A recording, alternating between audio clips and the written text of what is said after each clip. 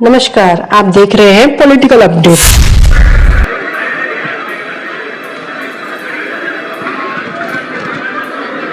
शांति से बैठ जाएं सभी लोग।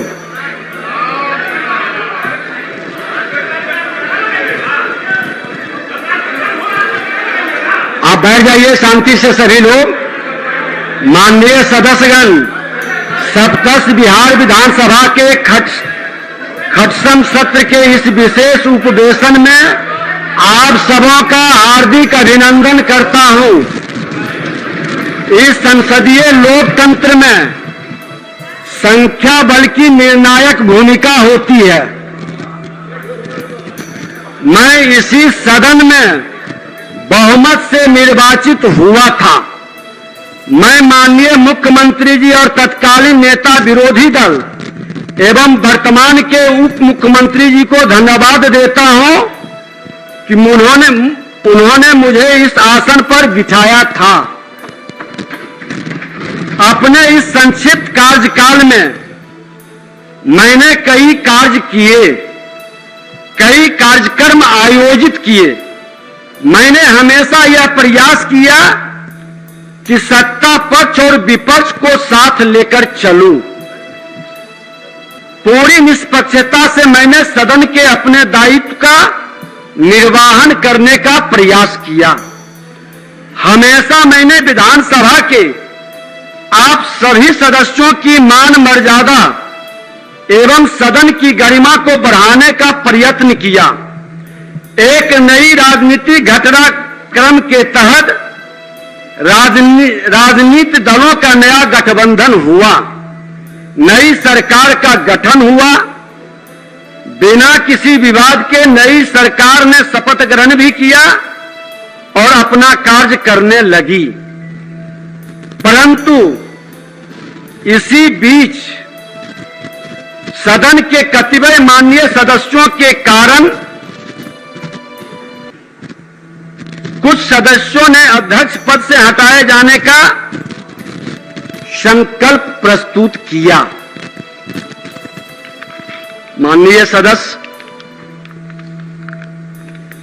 लोकतंत्र में परिस्थितियां और समय दोनों परिवर्तनशील है। डॉक्टर राधाकृष्णन ने अपने एक लेख में लोकतंत्र के बारे में लिखा है, जो बिहार के प्रथम मुख्यमंत्री श्री बाबू और इस आसन पर बैठे हुए उस समय के अध्यक्ष हमारे परम श्रद्धेय बिंदेश्वरी वर्मा जी थे।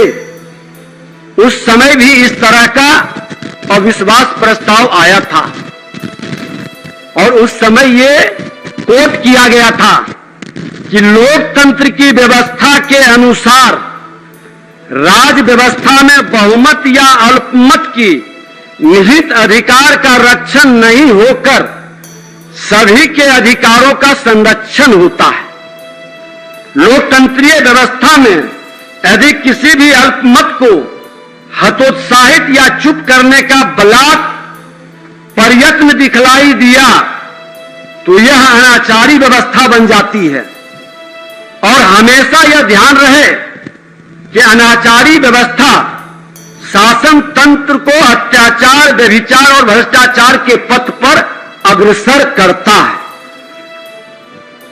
जिसका परिणाम हम आप सभी देखे हैं, गवाह हैं।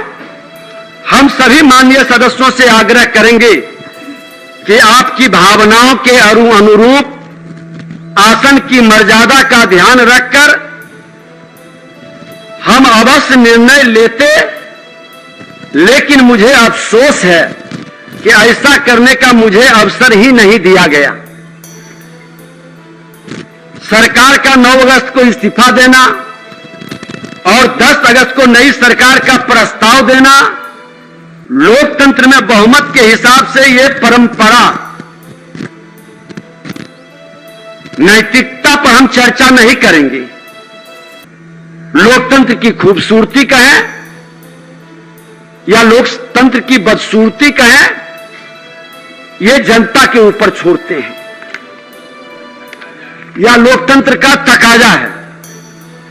नई सरकार के गठनोपरांत मैं स्वतः अपने पद का परित्याग कर देता, लेकिन इसी बीच प्रेस, मीडिया और अखबारों से मालूम हुआ कि 9 अगस्त को लोगों ने मेरे खिलाफ सचिव को अविश्वास प्रस्ताव की सूचना भेजी है। उस दिन सार्वजनिक अवकाश था। पुनः 10 अगस्त को सरकार गठन के पूर्व ही लोगों ने अविश्वास प्रस्ताव सचिवीय कार्यालय में जाकर दिया। इस परिस्थिति में उनके अविश्वास के आरोप का सही जवाब देना हमारी नैतिक जिम्मेदारी बन गई, क्योंकि यदि हम इस्तीफा दे देते तो उनके आरोप का जवाब उन्हें नहीं मिल पाता। माननीय सदस्यगण, आप सभी बिहार में लोकतंत्र के इस सबसे बड़े मंदिर के पुजारी हैं।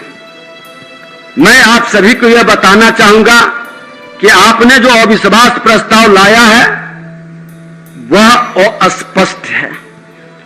9 माननीय सदस्यों का पत्र मिला, जिसमें से 8 लोगों का प्रस्ताव नियमानुकूल प्रतीत नहीं होता है।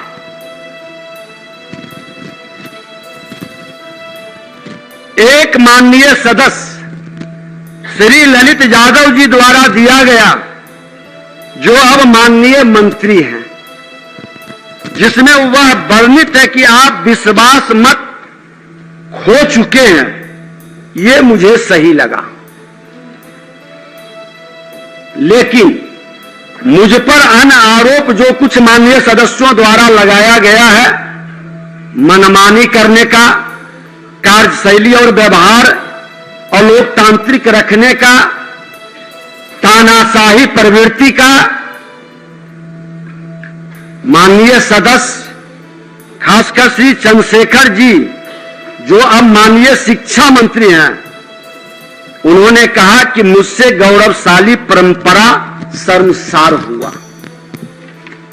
माननीय सदस्यगण, 20 माह के बहुत छोटे से कार्यकाल में मैं सदन में 100% प्रश्नों के उत्तर का आना, कुछ एक दिन छोड़कर लगभग 100% सदन का चलना, पक्ष और प्रतिपक्ष में भेद नहीं करना, दोनों पक्षों से सदन में चलाने में सकारात्मक सहयोग मिलना, मैं आभारी हूं कि दोनों पक्ष के सदस्य ने मुझे सहयोग किया है। माननीय सदस्यों के पूरक प्रश्नों का अवसर ज्यादा से ज्यादा देना, माननीय हमारे संसदीय कार्य मंत्री जी, शिक्षा मंत्री भी थे, इनके एक प्रश्न पर 16 पूरक हुआ था। हमको लगता है इस विधानसभा की भी एक नई खूबसूरती थी।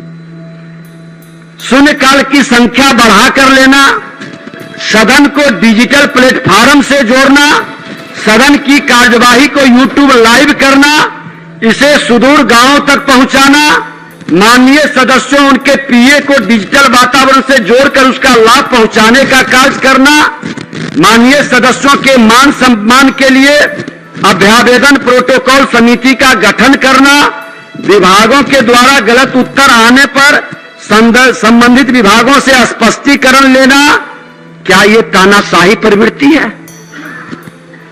क्या यह अलोकतांत्रिक क्रिया थी? क्या यह सदन की मर्यादा और गरिमा को तार तार करना था? क्या यह अध्यक्ष की हैसियत से अलोकतांत्रिक और स्थापित परंपराओं के विरुद्ध था? विधानसभा भवन शताब्दी वर्ष समारोह में माननीय मुख्यमंत्री जी के सहयोग से शुभारंभ हुआ। माननीय राष्ट्रपति महोदय का सामाजिक नैतिक संकल्प अभियान का शुरुआत हुआ। माननीय मुख्यमंत्री जी ने भी समाज सुधार के रूप में उसको लेकर चले। सामाजिक नैतिक संकल्प अभियान को लेकर मैंने भी हर जिला के अंदर ये पूरा वातावरण बनाया। माननीय प्रधानमंत्री जी की प्रेरणा से उन्होंने प्रेरित किया, उत्साहित किया। विधानसभा परिसर में शताब्दी स्मृति स्तंभ की आधारशिला रखना, बोधि वृक्ष के शिशु पौधे का रोपण, 17वीं विधानसभा के माननीय सदस्यों का लोकसभा के माननीय अध्यक्ष श्री ओम बिरला जी का मार्गदर्शन मिलना, देश के आजादी के बाद पहली बार देश के माननीय प्रधानमंत्री श्री नरेंद्र मोदी जी का विधानसभा परिसर में आना और लोकसभा का इसके सेंट्रल हॉल में लगे बिहार के प्रतीक चिन्ह को दर्शाते हुए ऐतिहासिक शताब्दी स्मृति स्तंभ का लोकार्पण करना, बिहार विधानसभा के 100 वर्षों के सफरनामा से संबंधित विधानसभा संग्रहालय का शिलान्यास, विधानसभा के अतिथियों के लिए अत्याधुनिक गेस्ट हाउस का शिलान्यास प्रधानमंत्री जी के कर कमलों से कराना, शताब्दी औषधीय उद्यान में उनके कर कमलों से कल्पतरु पौधों का रोपण कर एक सकारात्मक ऊर्जा संचार के लिए रचनात्मक वातावरण बनाना, इन सब कार्यों से सदन की गरिमा और विधायिका इन सब कार्यों से बढ़ी है या घटी है, निर्णय सदन के सदस्यों को करना है। मैं इन सब कार्यों की मूल्यांकन की जिम्मेदारी बिहार की जनता पर भी छोड़ता हूं। इस सदन में संविधान के ज्ञान हमारे अभिभावकों से मिलता है। इस ज्ञान संविधान के ज्ञाता व्यवहार की बिहार नहीं पूरे देश ने देखा और इतिहास इसका समालोचक है। इसका भी निर्णय लोकतंत्र में मालिक जनता है, अंतिम निर्णय उसी का होता है। माननीय मुख्यमंत्री जी आसन के प्रति जो आपका सम्मान था, आपके द्वारा जो सहयोग मिला, उसको कहने की जरूरत नहीं, क्योंकि आप ही का नहीं, नेता प्रतिपक्ष के नाते जो आज उप मुख्यमंत्री हैं, सभी सदस्यों का सदन और बिहार की जनता लाइव होता था, देखता था। उत्कृष्ट विधायक और उत्कृष्ट विधानसभा पर जब हमने बहस कराने का प्रस्ताव रखा, मेरे मन के अंदर यह इच्छा थी कि बिहार विधानसभा भवन के शताब्दी वर्ष हम मना रहे हैं, 100 वर्ष के गवाह नहीं भागीदार बन रहे हैं, तो हमारा विधानसभा उत्कृष्ट विधानसभा के रूप में और हमारे विधायक उत्कृष्ट बने। आप सबों ने उसमें भागीदारी किया। हमने लोभ और भय से मुक्त होकर इस आसन की मर्यादा और गरिमा के अनुरूप सभी को सम्मान दिया। अपने दायित्वों का निष्पक्ष निर्वहन कर सदन की प्रतिष्ठा बढ़ाने में कोई कोर कसर नहीं छोड़ी। विधायिका की गरिमा बढ़े, उसका सम्मान बढ़े, प्रशासनिक अराजकता पर अंकुश लगे, सरकार की नीति घोषणा कार्यक्रमों और खासकर भ्रष्टाचार के खिलाफ जीरो टॉलरेंस की नीति, न्याय के साथ विकास, न बचाते हैं न फंसाते हैं के सिद्धांतों को इस सदन के माध्यम से भी लागू करने का ईमानदारी से हमने प्रयास किया। इसमें कुछ लोगों की परेशानी बढ़ी जिसकी चिंता हमने कभी नहीं की।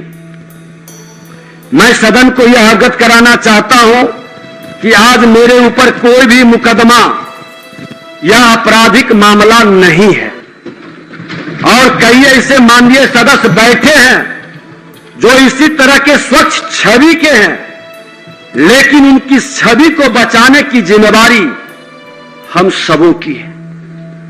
हर अच्छे लोगों को संरक्षित और सुरक्षित रखने का ये सदन ही नहीं, तमाम अच्छे लोग हर दल के अंदर, हर समाज के अंदर होते हैं, क्योंकि बिहार की जो विरासत थी, जो हमारा सांस्कृतिक विरासत हो, बौद्धिक विरासत हो, उत्कृष्ट पर था। पूरा देश ही नहीं दुनिया इससे सबक लेता था। वह विरासत ठहर गई, वह विरासत रुक गई। हम सब की जिम्मेदारी है ठहरी हुई विरासत को बढ़ाने का। लेकिन दुर्भाग्य से जो आरोपित और कलंकित हैं, वह स्वच्छ छवि को भी कलंकित करने का प्रयास करते हैं। उनके नजरिए में स्वभावतः शामिल रहता है आज डिजिटल युग है, बदलते समय में लोग उसके बारे में आसानी से जान लेते हैं। छोटे हृदय से हम बड़ा सपना नहीं देख सकते और विकारों से मुक्त हुए सामाजिक सद्भाव और भ्रष्टाचार मुक्त विकास कभी नहीं हो सकता। हमारी कथनी करनी में जब तक अंतर रहेगा तब तक लोगों का विश्वास जो जनता का हम लेकर आते हैं उनकी श्रद्धा के पात्र हम नहीं बन सकते। माननीय सदस्यगण, इसके लिए हमको सजग रहना है। माननीय सदस्यगण, इस भवन के और विधानसभा के 100 साल पूरे हो चुके हैं। अब तक जितने लोग इस मंदिर के पुजारी बनकर आए और विदा हो गए, लोग आए गए, यह सिलसिला समय के साथ जारी है, आगे भी जारी रहेगा। लेकिन इस सदन की मर्यादा और गरिमा को अक्षुण्ण रखने में जिन्होंने अपनी महती भूमिका निभाई, हम उनके प्रति सच्ची श्रद्धांजलि भी अर्पित करते हैं, हम नमन करते हैं और उनकी प्रेरणा भी प्राप्त करते हैं। इतिहास ने उन्हें बड़े आदर से स्थान भी दिया है। हमें यह बात याद रखनी होगी कि यह सदन हमसे जरूर है, लेकिन यह सदन हम सबसे सर्वोपरि है और आसन तो पंच परमेश्वर जैसा है। आप सबों ने आसन पर अविश्वास जताकर क्या संदेश देना चाहा, यह जनता तय करेगी। हमें इसकी गरिमा को बढ़ाना है और यही काम हमने अपने छोटे से कार्यकाल में किया है। अंत में मैं कहना चाहूंगा कि अपने 20 माह के संक्षिप्त कार्यकाल में हम संपूर्ण सदन का चालक बनकर इसे ऊंचाई पर ले जाने का प्रयास किया। कभी चालाक बनकर सदन के अंदर लोगों को वर्गलाने का काम नहीं किया। अपनी जिम्मेवारियों को स्थापित नियमों और परंपराओं के तहत निष्पक्ष होकर बिना राग द्वेष, लोभ, लालच, भय, मोह के हमने अपने कर्तव्य का निर्वहन किया है। यही आग्रह आप सबों से है कि लोकतंत्र में जनता के द्वारा दिए गए अधिकार का आप भी सही दिशा में उपयोग कर उनका विश्वास जीतें तथा लोकतंत्र की जड़ों को मजबूत करें। आपसे हमारा निवेदन और आग्रह होगा कि आपने जिस तरह से बहुत कम अंतर रहते हुए सदन में एक सकारात्मक वातावरण बनाया, सहयोग किया, आने वाले समय में हमारी शुभकामना भी रहेगी। जो भी इस आसन पर बैठेंगे, विपक्ष की आवाज जिस तरह से हम लोगों ने संरक्षित करने का काम किया, और विपक्ष ही नहीं सत्ता पक्ष का, सभी विधायकों के मान सम्मान बढ़ाने के लिए प्रखंड स्तर पर उनके कार्यालय का, उनके अपने फंड से भी व्यवस्था बनाने का विधायिका को एक बार पुनः आग्रह करेंगे इस आसन से अध्यक्ष के नाते कि विधायिका की सम्मान बढ़े। जब जब विधायिका मजबूत हुई है, प्रशासनिक अराजकता हटी है और विधायक जनता के हित में अपने जान से बढ़कर काम किया है। सभी दलों के नेता से विमर्श भी हमने कई बार किया, सकारात्मक निष्कर्ष पर पहुंचा। विशेषाधिकार कमेटी के माध्यम से अराजकता उत्पन्न करने वाले पदाधिकारियों पर मुख्यमंत्री जी के द्वारा ही अंकुश लगी है, जो कमी रह गया है उस पर लगनी चाहिए। और मैं अब माननीय अध्यासी सदस्य, जिनको सभी सदस्य श्रद्धा से और निर्विकार रूप से, निर्विवादित माननीय नरेंद्र नारायण यादव जी आसन को संभालेंगे और जो सरकार के विषय तय हैं उस विषय का संचालन करेंगे, स्वस्थ बहस भी होगी।